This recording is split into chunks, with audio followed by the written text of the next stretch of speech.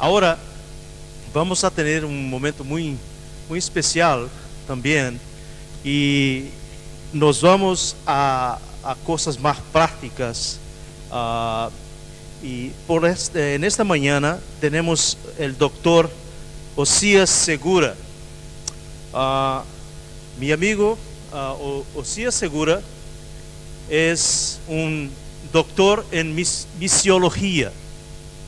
Entonces, misiones o misión es su especialidad, mayor especialidad. Pero él tiene cosas de formación académica y práctica que son muy relacionadas a lo que hacemos y estamos conversando aquí. Por ejemplo, él trabajó como director espiritual y aún lo hace.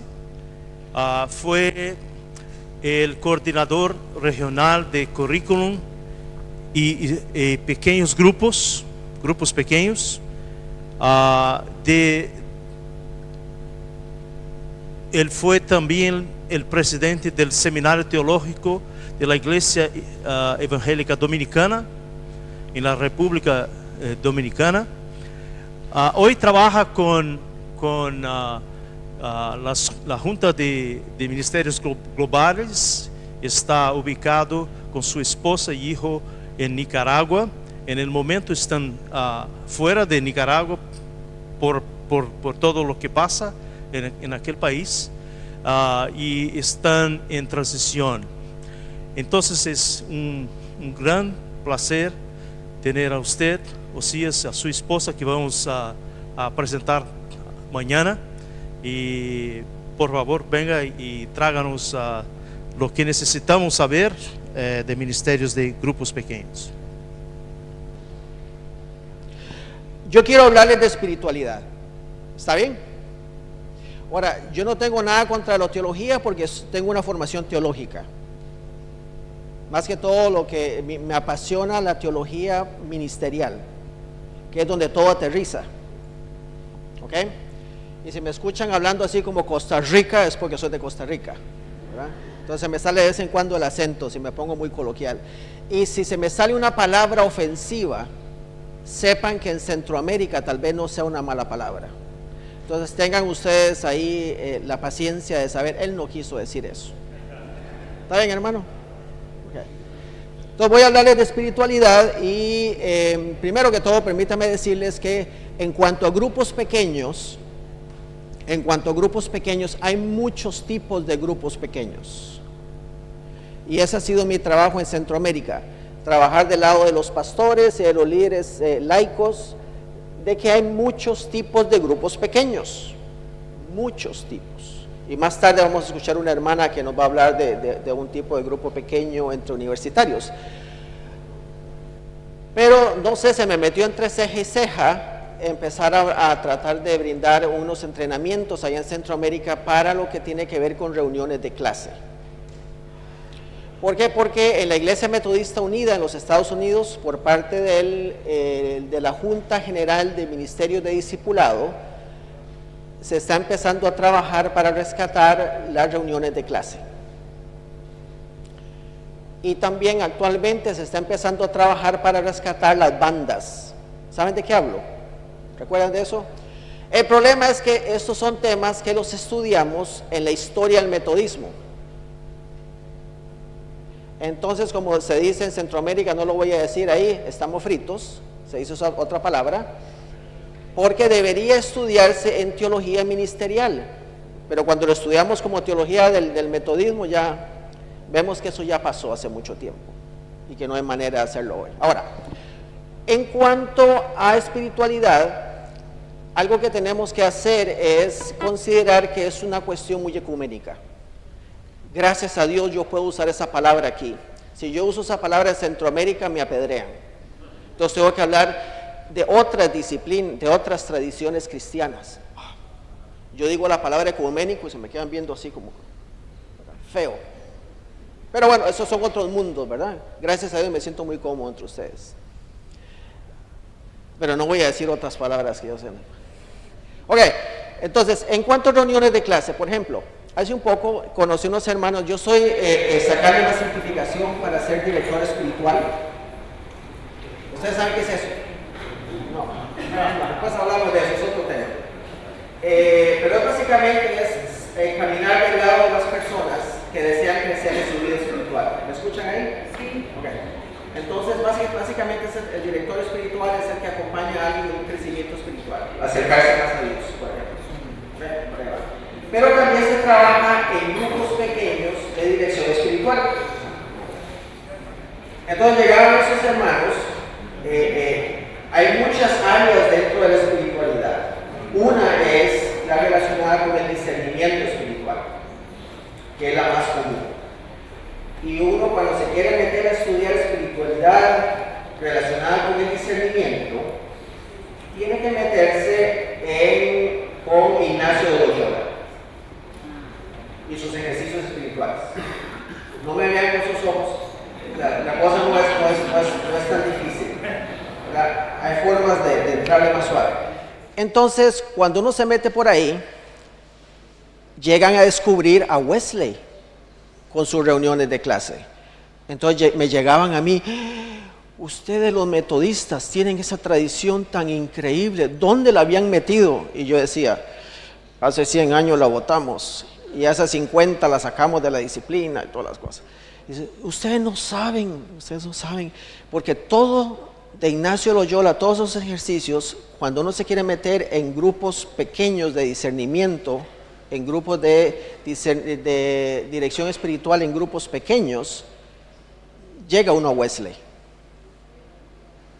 Entonces, en parte, ese ha sido también un interés mío por traer este tema. Hay mucho de las reuniones de clase que no se sabe. Se sabe un poco la dinámica, pero no hay grabación en audio ni en video, ni nada escrito de qué se compartía y un poco más la dinámica en detalle. Entonces hemos tenido que reconstruir algunas piezas. Es como cuando tomamos una obra de arte y le faltan algunas piezas y más o menos vamos colocando por ahí algo que nos ayude a terminar la pieza. Y eso se llama contextualización. Entonces yo creo que he logrado una contextualización muy decente, ¿verdad? En cuanto a lograr cultivar esa parte por ahí. Sobre el tema de las reuniones de clase. Quiero enfocar esta presentación también, creo que la introducción va a ser muy larga, pero quiero hacer esa presentación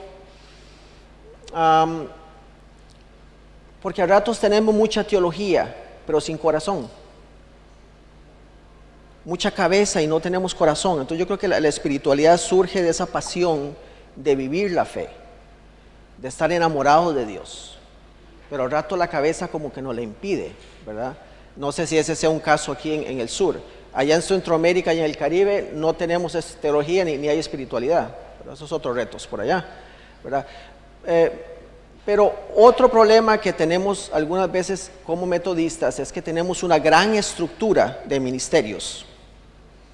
Ministerio de evangelismo, ministerio de discipulado, y la gente se mete y no tiene muy claro qué es evangelismo, no tiene muy claro qué es discipulado, no saben dónde termina el evangelismo y dónde empieza el discipulado. Entonces no saben qué hacer con escuela dominical porque no saben si eso es algo que tiene que ver con discipulado o no. Y no hay tiempo, porque la gente no tiene tiempo para estar viniendo a la iglesia mucho, entonces el discipulado se queda por ahí. Y cuando se habla de espiritualidad, se te quedan viendo así como, ¿y qué hacemos con eso? ¿Verdad? Gracias a Dios el Ministerio del Aposento Alto está trayendo por aquí algunas experiencias en cuanto a temas de espiritualidad y todo el asunto. Me voy explicando un poco más o menos por dónde quiero ir, ¿ok? Entonces, uno de los grandes problemas que tenemos como metodistas es toda esa gran estructura y la estructura no funciona. Un parámetro que yo usaría para evaluar si nuestros ministerios están dando al clavo o no, es preguntarnos, ¿está nuestra gente experimentando la santidad que tanto proclamamos? Que hablamos de santidad, ¿no? A Wesley nunca le importó si la gente podría definir teológicamente o no la santidad. Su preocupación es, ¿la están viviendo? Que inductivamente pudieran descubrir eso que se le llama santidad. ¿Me siguen? Entonces, en sus ministerios de evangelismo, discipulado, escuela dominical, los asados, no sé cuántos ministerios tengan ustedes por ahí, la pregunta es, sentarnos es, ¿está nuestra gente experimentando la santidad que tanto proclamamos? Y si la respuesta es no, regresemos a la estructura, borremos, rediseñemos. Porque uno de los grandes problemas con nuestra tradición metodista fue que dejamos de ser metodistas, aquel metodismo primitivo, y empezamos a copiar de otras denominaciones y otras estructuras, y hoy no sabemos qué somos. Se nos olvidó, santidad. Amén, amén, santidad. ¿Y cómo definir la santidad? No importa, usted no tiene que definirla, pero la está viviendo. La está viviendo. Entonces, lo que quiero traer esta mañana en 3 puntos es ver a Wesley como líder. Verlo como líder que fue. Porque Wesley fue líder de un movimiento. No fue líder de la iglesia metodista, ¿recuerdan? Y ese es el problema que tenemos nosotros hoy. Queremos ser líderes de una iglesia, de una estructura, y se nos olvida que no somos un movimiento. Ahora, yo no estoy diciendo que hay que destruir la iglesia metodista ni nada de eso. No, ¿cómo desde lo que ya tenemos, cómo podemos regresar y rescatar prácticas de aquel metodismo primitivo para contextualizarlo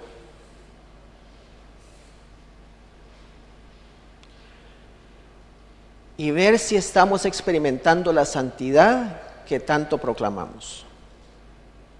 Estoy hablando de experimentar la santidad, no de definirla. ¿Me siguen? Entonces, ¿cómo podemos regresar y rescatar? Hoy quiero hablarles de las reuniones de clase. En otro momento les hablaré de las bandas. ¿Recuerdan las bandas? Eran opcionales, eran grupos pequeños opcionales, más pequeños. Eran opcionales, y la gente se reunía. ¿En qué has pecado esta semana? ¿A usted qué le importa? No, ¿qué hay de malo? ¿Cuáles son mis fallas? ¿Cuáles son? Porque el problema del pecado es que usualmente tienen que ser recurrentes. Y se sentaban, se escuchaban con amor, porque sabían que todos, es como los alcohólicos anónimos. Nos sentamos, todos tenemos el mismo problema, ¿no? Y nos apoyamos, es la misma cosa. Pero hoy es como que, qué vergüenza, ¿a usted qué le importa saber mi vida personal? No, se comparte. Pero esas eran las bandas. Las reuniones de clase tenían otro estilo. Entonces había un facilitador, que era un líder del grupo, pero era más que todo un facilitador. Y era un líder laico y se encargaba de brindarle cuidado pastoral a las personas. Ahí se brindaba cuidado pastoral en grupos pequeños, porque un pastor no lo puede hacer todo. Hay iglesias que esperan que el pastor los visite todos los domingos en las tardes para ver quién no vino, para irlo a visitar. No se puede. Entonces eran los líderes laicos quienes se reunían con las personas y el líder empezaba a compartir un testimonio. Un testimonio. Un testimonio que tenía que ver sobre algo que sucedió en esta semana, en mi vida, que me hizo pensar en algo que tal vez no hice bien y creí que estaba haciendo bien, pero me salió al revés. algo que dije feo, que no debía haber dicho, no debía haber hecho. Y ahí se marcaba la pauta para que los demás también compartieran en testimonios. No eran confesiones, eran testimonios. ¿Recuerdan las reglas generales? ¿No? Las 3 simples reglas, las reglas generales. Eso se estudia en la historia del metodismo. ¿Quién me las quiere decir?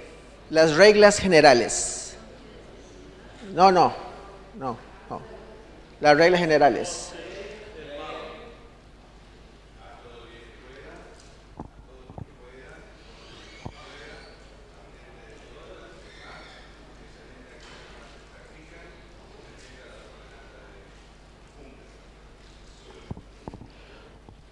No hacer el mal a los demás, hacer el bien. Y básicamente las ordenanzas de Dios tienen que ver con participar de los medios de gracia. Así de simple. Eso es como un poco tonto, ¿verdad? No hacer el mal, hacer el bien. Y participar de los medios de gracia.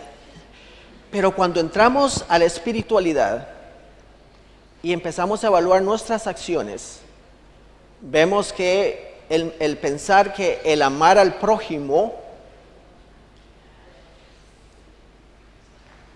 y el pensar en que si estoy haciendo el mal o el bien al prójimo, es una evaluación que sale de una vida espiritual, de una relación con Dios. Estoy practicando un discernimiento. Pero Wesley lo basaba en los medios de gracia. ¿Qué son los medios de gracia? Santa Cena, orar, la lectura de las Escrituras, el congregarse. ¿Ok? Esos son los medios de gracia instituidos. Están también los medios de gracia prudenciales. Y los medios de gracia prudenciales son esos medios que la razón nos dice, la prudencia, la sabiduría, que nos ayudan también para cultivar una relación cercana con Dios y con el prójimo, como son otras disciplinas espirituales, como por ejemplo las reuniones de clase, u otro tipo de ministerios que ustedes pueden participar. Entonces, los medios de gracia son esas formas en que nos ayudan a mediar, a recibir y participar de la gracia de Dios, como comunidad y como individuos. ¿Me sigue un poco por ahí? Ese era el fundamento para Wesley, para discernir si estoy actuando bien o mal en mi relación con mi prójimo. Los medios de gracia, disciplinas espirituales. Y permítanme decirles esto: Wesley fue un místico, no fue muy teólogo. Perdón. Pero hay personas que sacan doctorados en Wesley, yo entiendo. O sea, pero uno dice, ¿pero dónde sacan tanta cosa? Pero bueno, se puede aprender mucho de él, ¿verdad? Pero Wesley fue un místico. Ustedes saben que Wesley tradujo, editó, publicó y repartía entre sus líderes las obras de los místicos. ¿Saben qué son místicos, no? Personas, no es brujería, no. Es escritos de personas interesadas en áreas de espiritualidad y disciplinas espirituales. Él los repartía entre las personas de sus líderes. Lean. Algunos dicen que no, que Wesley detestaba el misticismo porque una vez se peleó con unos místicos. Se peleó con uno nada más, porque fue un tal William Law que fue su director espiritual por un tiempo, y este rechazó las obras de misericordia. Entonces Wesley dijo no, y lo mandó a freír churros, como se dice en Centroamérica, y se enojó con él.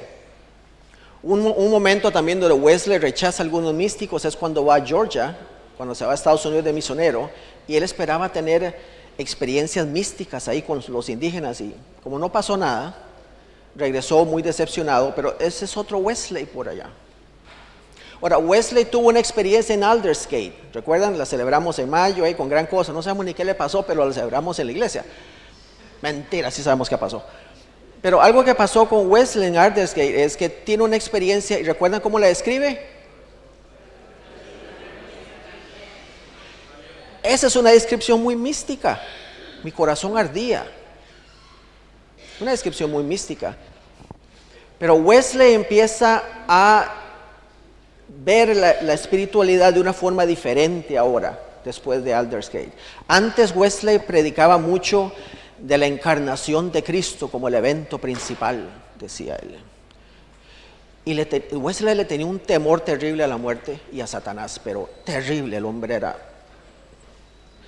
Pero después de Aldersgate cambia y su teología se enfoca más ahora hacia la cruz, hacia el sacrificio de Cristo, el perdón de los pecados. Cambia, su teología se modifica, pero su pasión por el misticismo continúa en Wesley. Pero fue un gran místico. Él encantaba las prácticas espirituales y la meditación y la contemplación, pero es una área de su vida que al rato no la leemos porque nos han metido mucha teología y tenemos la cabezota así de teología y un corazoncito así chiquitito tal vez, ¿verdad? Pero cuando vemos a Wesley, lo leemos, vemos que era un apasionado por la práctica de disciplinas espirituales. Un poco por ahí vamos bien. Ese es el primer punto. Wesley fue un místico y fue un líder místico en este caso, porque él quería que las personas experimentaran una cercanía con Dios,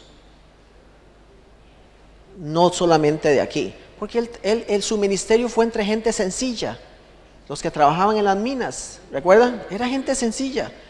A mí me preocupa cuando yo escucho pastores que dicen, es que yo no sé cómo tener una iglesia metodista con gente pobre, sin educación. Yo decía, pues así empezó Wesley, porque su preocupación era cómo pueden las personas experimentar la santidad.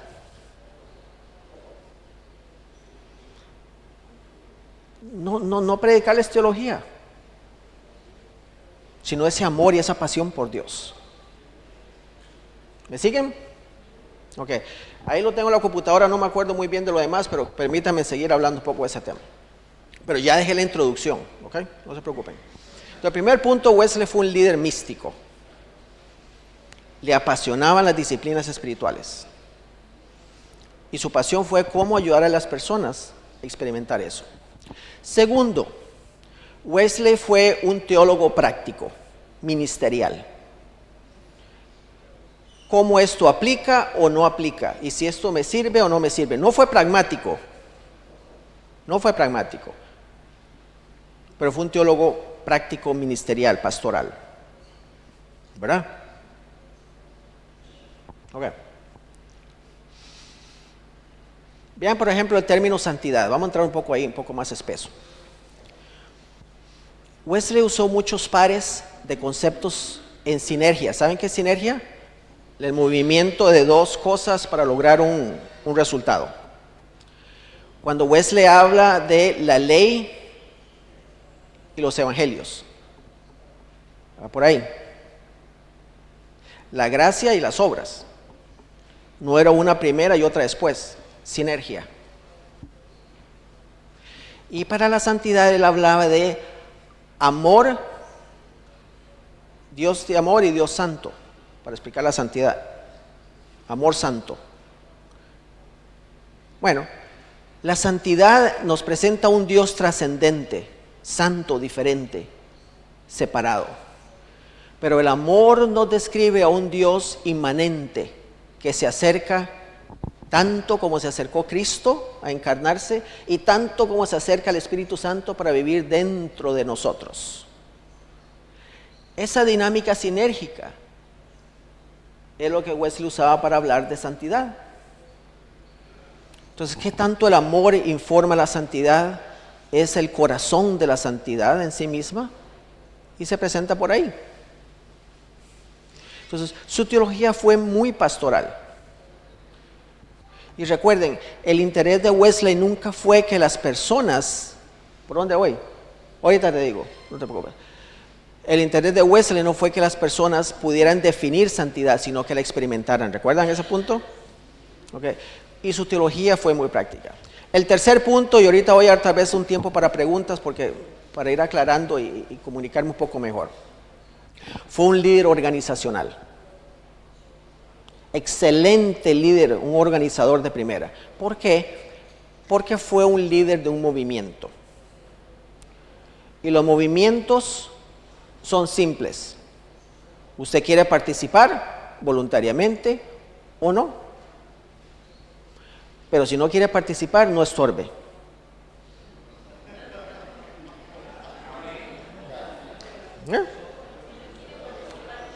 No estorbe. Recuerde que él lideró un movimiento dentro de la iglesia anglicana. ¿Recuerdan? Él lideró un movimiento dentro de la iglesia anglicana. Entonces le decía a las personas, vayan a misa los domingos, a su parroquia. Participen de los medios de gracia. Vayan. Y en las tardes, noches se armaba la pachanga, como se dice, ¿verdad? En las sociedades cantaban esos himnos, ¿verdad? Que se escribían tan lindos, con tonadas de los bares, ¿verdad? Pero, sí, los rap de la época, o quién sabe qué otros ritmos hay ahora tan raros, que mejor no hablar de eso. Y en esos tiempos, en las tardes, noches, entonces lo que sucedía era que se daba la predicación y las enseñanzas. Las personas que venían a las sociedades, entonces les daba un tiquetito, los tenían vigilados, quién venía, quién no venía, les daba un tiquetito. Y con ese tiquete, ¿me siguen, verdad? Con un tiquete. Y con ese tiquete, hoy diríamos una tarjeta, ¿verdad? Con ese tiquete era el que usaban para ir a las reuniones de clase. Si usted iba a las reuniones de clase y no llevaba el tiquete, no entra. ¿No? ¿Quiere ser parte de este movimiento? Bienvenido, bienvenida. Pero no venga a jorobarnos la vida estorbándonos. ¿Sirve? ¿O estoy siendo muy coloquial? Pero más de todo así era. ¿Recuerda cuando cuenta que fue a Bristol y se enojó con un poco de gente y los echó? ¿Por qué? Porque era gente que seguían en su vida pecaminosa y no querían arrepentirse. Y habíamos hablado de eso. La persona quería seguir viviendo su vida. Aquí buscamos transformación. Si usted no quiere ser parte de esta transformación del Señor, entonces no estorbe. Los hacía echados. Era un movimiento.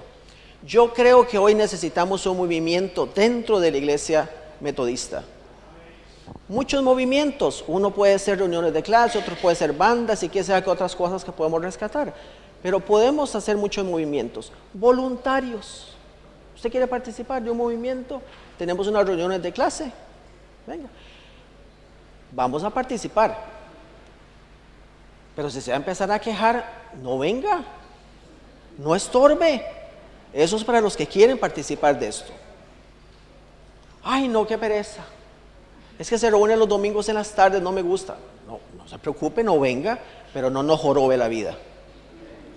Ustedes no van a decir eso. ¿Dónde está el obispo? Ya se fue, ahí está. Se está riendo por dicha.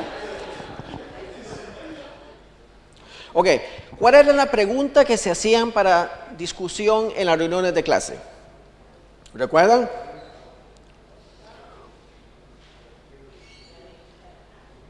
¿Cómo progresa mi alma? ¿Aparece por ahí?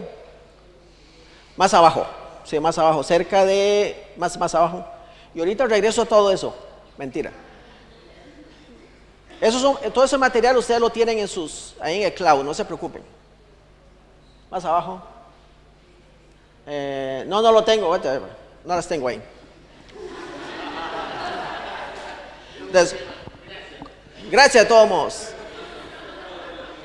Le estoy jorobando la vida. Ok, ¿cómo progresa mi alma? Otra forma de explicar esa pregunta puede ser, ¿cómo estoy creciendo en Cristo?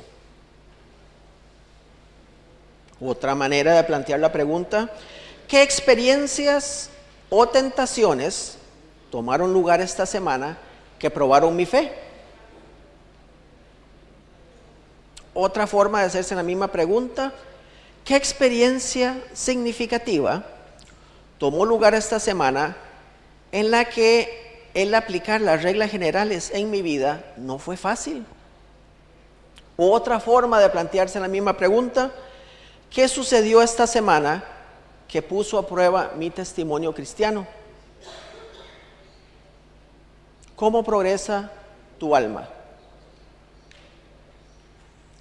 Por ahí. Entonces, ¿qué sucedía? Las reglas generales funcionaban como una brújula para navegar mi vida. Amarás al Señor tu Dios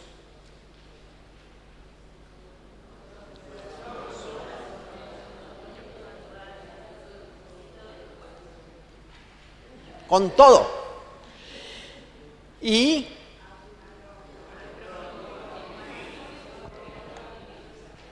cuando a mí me preguntan, ¿y qué es eso del metodismo tan raro? Yo digo, nosotros nos esforzamos por vivir, amarás al Señor tu Dios y al prójimo como a ti mismo. Ese es el metodismo. Porque usted sabe muy bien que amar al prójimo no es nada fácil. ¿No? Y amar a Dios. ¿Ustedes creen que amar a Dios es fácil? Pasen por una crisis. ¿Cuántos de ustedes han pasado por alguna crisis en la vida? O alguna pérdida. Pero usted sabe que en espiritualidad, lo más difícil, y creo que eso también me apasiona, meterme como a eso de ser director espiritual, es más un acompañador espiritual, llamémoslo así, es ayudarle a las personas, y eso es constante, que se sientan amadas por Dios. Saben aquí que Dios les ama, pero aquí no. Aquí lo saben, Dios me ama, pero aquí no. Lo más difícil, y por eso está todo esto de Wesley, la reunión de clase, era ayudarle a las personas a entender que Dios les amaba. Porque usted sabe muy bien que hay momentos en la vida en donde no nos sentimos amados por Dios. No nos sentimos amados por Dios. Aquí sabemos que Dios nos ama, pero aquí no. Entonces empezamos a hablar de esas experiencias que se viven. Y uno empieza a decirle, ok, y en ese momento, ¿qué sentiste? Y empieza uno a ayudarle a despertar la inteligencia emocional a la persona. Y empieza a conectarse con los sentimientos. Que para eso fue las reuniones de clase. Las reuniones de clase era una forma andragógica de conectar la inteligencia emocional con la inteligencia espiritual. Era la manera, fíjate que hay no sé si puse ahí un gráfico, basta para arriba, en blanco. Las reuniones de clase era el momento en donde las personas conectaban lo que creían con lo que vivían. No sé ustedes, pero ustedes pueden ver ahí, si quieren. No se preocupen por mí, vean el gráfico. Pero no sé si ustedes captan, pero hay muchos pastores también y ministros que tienen mucho conocimiento de teología, pero no logran conectarlo con la vida. Y eso hace falta para desarrollar una espiritualidad. Las reuniones de clase proveían eso. Era un espacio para discernir. Un espacio para discernir sobre las experiencias de la vida diaria. ¿Por qué en espiritualidad hablamos tanto de las experiencias de la vida diaria? Porque nosotros creemos que Dios se manifiesta en nuestras vidas de lunes a lunes, no solamente los domingos en las mañanas. Ese fue el propósito de Wesley con las reuniones de clase, que no fuera una experiencia nada más del domingo, tal vez algunos devocionales en la mañana, entre semana, no, que las personas pudieran meditar en su vida diaria. ¿Dónde está Dios en todo eso? ¿Qué me está enseñando el Espíritu Santo a mí con todo esto? ¿Lo ven? No sé si tanto ayuda eso. Pero ¿qué experiencia vivimos? ¿Cuántas tentaciones vivimos? Enojos, pleitos, diferencias, enojos. ¿Cuántas emociones detrás de esas experiencias hay? ¿Cuántas emociones? ¿Cuántas heridas? Tal vez traumas culpa, rechazo, preocupaciones, cuántas emociones lo ven ahí. Y cómo esas experiencias en esas emociones las traemos a meditar en un grupo de hermanos que nos escuchan, que no están para arreglarnos la vida, que eso es un problema tan grave allá en Centroamérica. Es callarle la boca a los pastores. Porque empieza alguien a compartir una experiencia que tuvo y rapidito el pastor sale con la receta a arreglarle la vida. Y uno dice, no, discernimos al Espíritu Santo, no al bocón que está ahí. Y a ratos es el mismo, porque allá en Centroamérica yo tuve que empezar a hablar de facilitador de grupos, porque si usaba líder se malentendía. El líder es el que le arregla la vida a todos. No, es facilitador, entonces ya. Entonces, ¿qué hacemos con el facilitador? Escucha, tal vez hace algunas preguntas, pero hay una escucha empática que toma lugar ahí. Pásate allá abajo a ver si otro gráfico me puede servir ahora. ¿Cuáles son los valores en un grupo? El líder, si tiene mucha madurez, puede hacer algunas preguntas, pero muy capacitados para ayudar a la persona a reflexionar cuando comparte su testimonio. Los demás, si ya tienen cierta madurez espiritual, participan, y si no, callamos. Hay un ambiente de respeto a las creencias de las otras personas, porque a pesar de que podamos tener 20, 30 años de estar en el metodismo, podemos tener algunas creencias medias extrañas, y está bien, pero hay respeto. Andamos buscando discernir el Espíritu Santo. ¿Ok? ¿Recuerdan? Hay un ambiente de confidencialidad. Miren, allá en Centroamérica, y me hago así porque yo no sé dónde meterme con la cabeza, los pastores me dicen, esto no va a funcionar. Y yo, ¿por qué? Es que los hermanos tan pronto escuchan algo que dice el otro, algo privado, van y lo comentan allá afuera.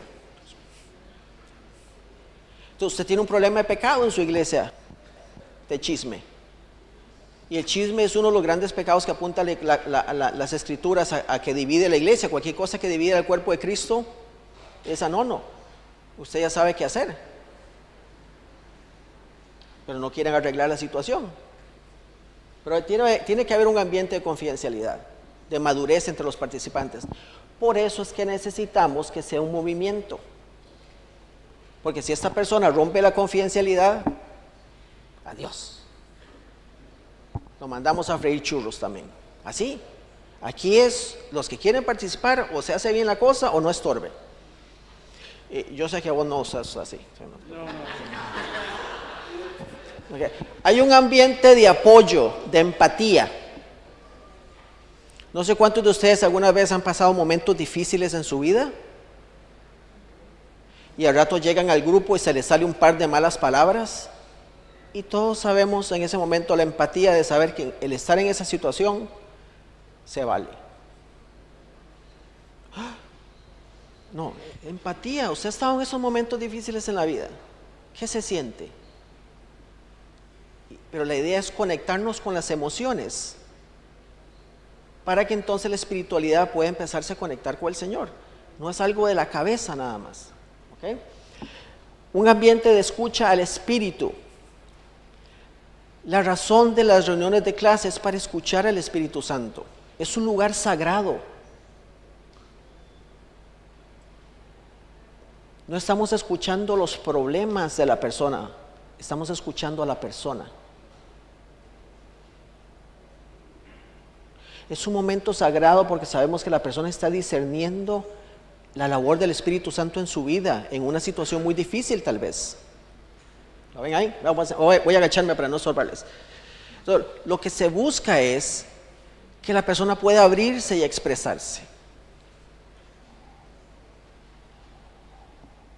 Hay muchas pausas de silencio, y el silencio aplica mucho para aprendernos a mordernos la lengua. Porque muchas veces es muy fácil para nosotros quererle arreglarle la vida a los demás dándole sugerencias. Y no se trata de eso. Nos mordemos la lengua, por eso utilizamos mucho el silencio. Y escuchamos. Porque estamos discerniendo al Espíritu Santo. No me estoy discerniendo yo, o no me están discerniendo a mí. Es al Espíritu. Es un momento sagrado. Y no quiero estorbarle al Espíritu Santo. ¿Ok? Un ambiente de hospitalidad. Ese es el corazón también ahí de las reuniones de clase. Generamos un ambiente de hospitalidad, damos la bienvenida de que las personas en realidad se sientan aceptadas, principalmente los que están empezando a participar en los grupos, que sientan que ese es un ambiente en donde se puede participar.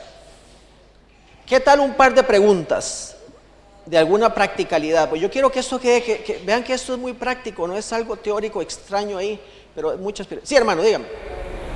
Yo quiero preguntarle si usted piensa que el Espíritu Santo muchas veces lucha contra las estructuras en las organizaciones, en la nuestra, para poder aparecer y desarrollarse.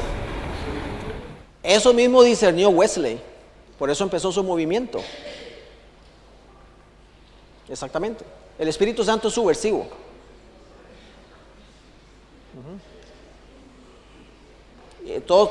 Toda experiencia de renovación. ¿Verdad? Otra pregunta, dígame. ¿Cómo hacer en un grupo así, donde la gente empieza a entrar en confianza, empieza a contarse la vida, para que no se termine cerrando el grupo, para dar apertura a gente nueva, que por ahí cuando el grupo ya está muy establecido, como que tiene su vida propia y como que se empieza a cerrar? Sí, esas son dinámicas ahí sociológicas. Usualmente lo que se busca es abrir nuevos grupos para nueva gente. Y a ratos, después de año y medio, eso es sociología de grupos, a ratos como al año y medio, ya el grupo entra como en lo mismitico, ¿verdad? Entonces a ratos hay grupos que hay que cerrar y abrir nuevos, pero a ratos hay personas que quieren permanecer en el mismo grupo por años. Y está bien, si está funcionando. ¿Está nuestra membresía experimentando la santidad? No cerremos, vayamos al pizarrón. ¿Captan? ¿Está nuestra gente experimentando la santidad en ese grupo? Sí, sigan. Es discernir el Espíritu Santo en ese caso. Diga, hermana, allá y después acá. Y una de las cosas que nos enorgullece y nos diferencia como movimiento metodista, movimientos lo vivimos así en nuestro país, es la conexionalidad.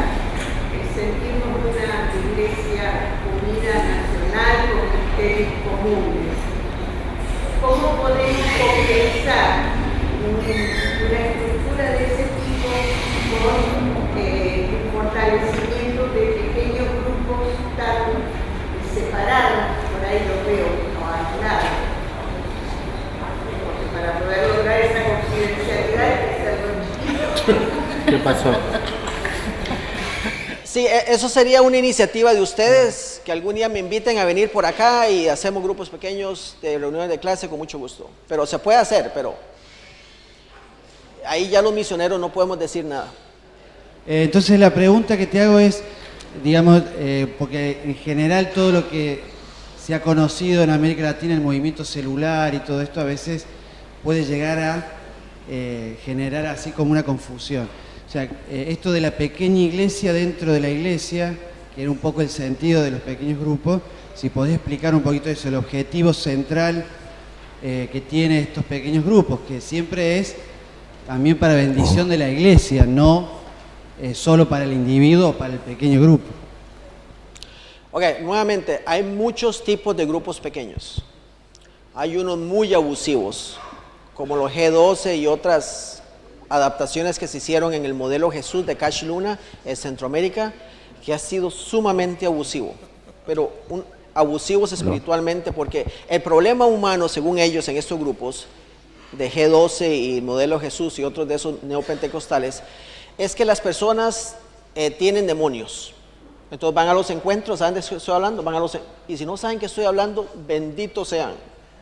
¿Ok? Porque en Centroamérica es increíble los abusos.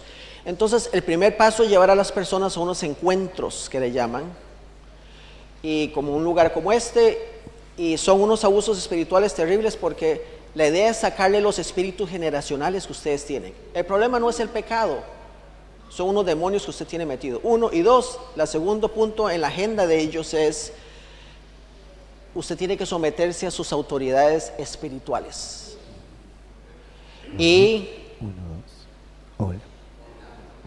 darles dinero. Básicamente ahí empieza todo. Y son unos abusos espirituales terribles. Las personas tienen que desmayarse y vomitarse y revolcarse y bueno, y hasta no les dan de comer por 2 días. Es increíble los abusos que pueden suceder en algunas adaptaciones que se han dado. Ok, pero lo que quiero decir es que hay muchos tipos de grupos pequeños. Ustedes pueden adaptar en sus iglesias un montón de estilos de grupos, como estudios de bíblico, grupos pequeños de estudio bíblico, o grupos pequeños puede ser de compañerismo en las casas, como quieran. El tipo de grupo pequeño que utilizó Wesley originalmente fueron las reuniones de clase y tenían un propósito de que las personas experimentaran la santidad, que pudieran relacionarse con el Espíritu Santo y en su discernir de su vida diaria, conectar lo que se predicaba en la iglesia con lo que se vive. ¿Queda claro? No sé si te respondí, pero si no, te invito a un café. Yo traje café de Costa Rica. Mira, esa cosa que ustedes toman ahí, eso no es café. Sabe a mate eso. No, mentira. Ok, pero ya eso es un comercial. Dígame, hermano. Sí, yo justo le estaba comentando recién a Sandy, yo estuve en una iglesia que salimos del Ejército de Salvación y cuando salimos se formó la iglesia en función de volver a esa fuente, el grupo de clase, ¿no? Grupos de crecimiento se llamaba. Pero se cayó en esto otro, que decías tú, ¿no es cierto?, donde el asunto del abuso de la autoridad espiritual, ¿no?, generó que hoy en día, ¿no es cierto?, esté más o menos en esa misma línea. Pero una de las cosas que a mí me hicieron ruido en ese tiempo y vi como muy bueno, es que el facilitador, si bien, respondiendo a lo que decía Carlito, abrir otro grupo, pero también mover al facilitador, o sea, para que no se genere justamente esa dependencia de la persona, sino que el grupo sea el que edifica, el grupo sea el que sana, el grupo es el que comparte la vida, ¿no? Creo que me parece que esa es la idea de los grupos de clase ¿o estoy equivocado? Sí, y eso es prudencia, ¿verdad? Hermanos, una y otra vez, ¿está funcionando esto o no? Y si no funciona, lo deshacemos. ¿Me explico? Es que al rato tenemos estructuras como esos edificios viejos que ya casi se están cayendo y no pensamos en demolerlos, ¿verdad? No me refiero a nada en particular, pero al rato hay que empezar de cero, ¿ok? Más que todo en organizaciones humanas. ¿Estamos experimentando la santidad? No sé. Ok, volvamos al pizarrón, borremos, empecemos esto de nuevo. ¿Dónde se falló? Y empezamos de nuevo. ¿Me explico? No se queden con estructuras ahí. Ministerio de evangelismo. No, ¿funciona o no funciona? Rediseñémoslo. ¿Qué podemos aprender de la hermana Kim al respecto? Rediseñemos eso. ¿Está funcionando o no? ¿Qué está pasando? ¿Alguna otra pregunta? Creo que me quedan como 5 minutos. The church that I attend has experienced good growth with small groups, and one of the things. La iglesia en la que yo participo ha tenido mucho crecimiento a partir de grupos pequeños. And for maybe even those who are new to the small groups, y a pesar de que soy nuevo en cuanto a grupos pequeños, the best thing about it is there's one particular point in the year, in the fall, when the school starts, everyone in the church, the children even, and the adults, all get new small groups. Por ejemplo, cada vez que está el ciclo del año de la iglesia, cuando en el otoño, cuando empiezan las clases nuevamente allá en el norte del imperio, ¿recuerdan? Entonces empiezan de nuevo los grupos pequeños. but the children stay in the same small group from first grade until 5th grade. And Y de primer grado de la escuela a quinto grado, los niños también participan en grupos pequeños. And the growth of the church mismos grupos. comes from the children. Y el crecimiento de la iglesia ha sido a partir de la niñez.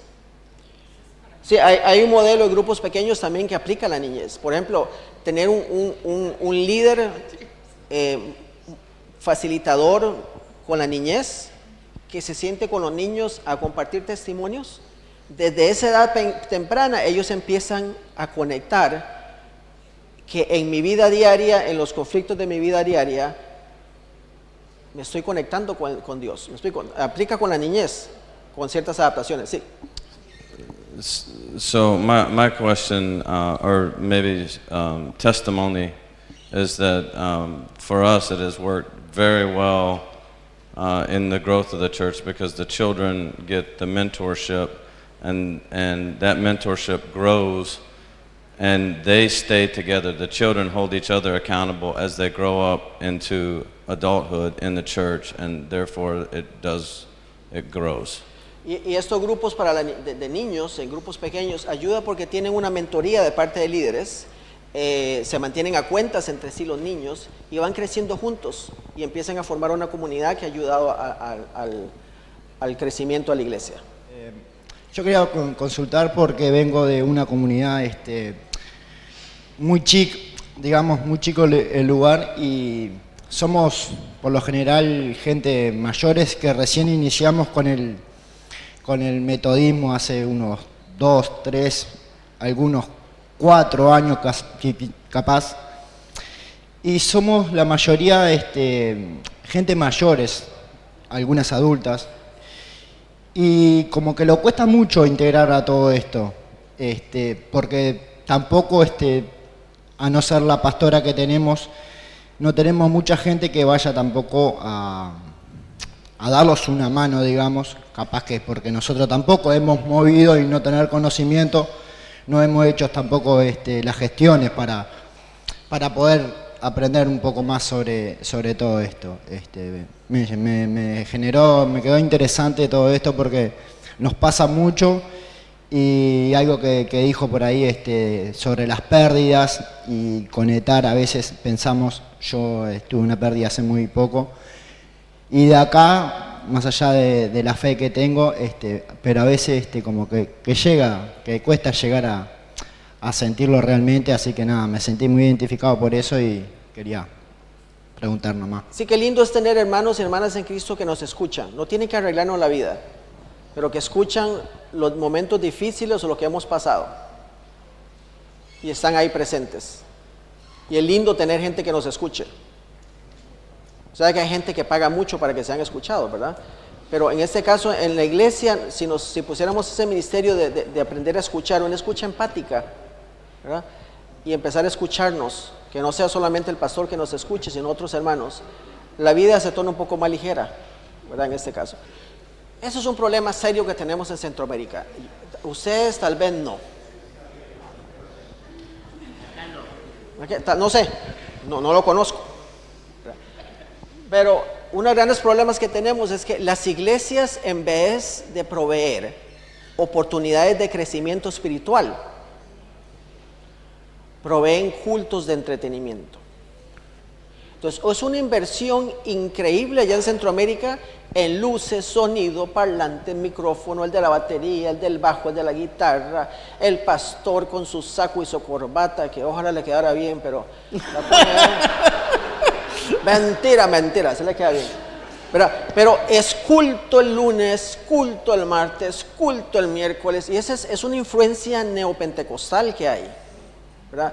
Y los cantos, yo estoy tan feliz de estar aquí escuchando sus cantos, que no es la misma tontera que se escucha por la radio, qué sé yo, es toda una industria del capitalismo cristiano, de consumismo, en donde compra la música que escuchas en la radio para tenerla en tus aparatitos ahí, iPad o iPhone o como sea, o que estás escuchando, y se escuchan en la iglesia, y las iglesias lo reproducen a la exactitud. Me acuerdo una vez un líder allá espiritual, ya voy a terminar, no me hagas así. Allá un líder de alabanza una vez en una iglesia allá en Costa Rica estaba cantando, dice, ¡Viva México! ¿Por qué? Porque en la canción de Marcos Witt en un momento dice, ¡Viva México!, ¿verdad?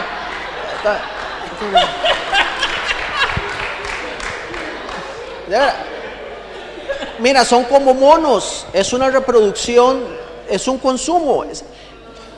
La iglesia se ha convertido en un mercado de consumo. Y le estamos dando culto a la gente. Y la lucha que yo tengo allá es decirle a los pastores, pero ¿qué oportunidades de crecimiento le están dando ustedes a su gente? Culto. Sí, pero no tienen algo formativo como de discipulado, formación espiritual. Culto. No se les ocurre otra cosa. Entonces, hay un problema. Ustedes saben que los bueyes no trabajan así, ¿verdad? Y a ratos en nuestras iglesias hacemos eso. Si hay algo que yo quiero que ustedes se lleven esta mañana, y ya termino, qué dicha, está distraído, mira. Algo que yo quiero que se lleven es esta pregunta.